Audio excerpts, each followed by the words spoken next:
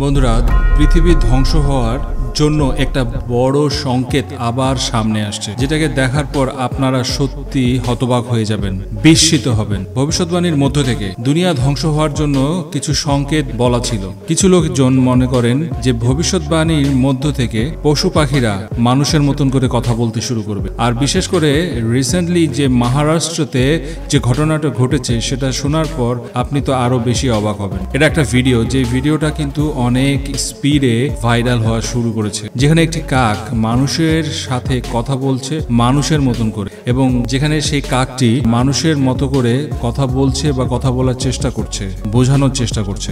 আর আপনারা এখন সেই ভিডিওটা দেখুন এবং অবশ্যই কমেন্টস করে বলবেন যে এটা কেমন করে সম্ভব। সত্যি সত্যি কি কাকটি কথা বলছিল? তাহলে কি সত্যি কি পৃথিবী ধ্বংসের দিকে যাচ্ছে বা ধ্বংস হওয়ার দ্বার প্রান্তে চলে এসেছে, नाकी অন্য কিছু? তার আগে ভিডিওটা দেখুন।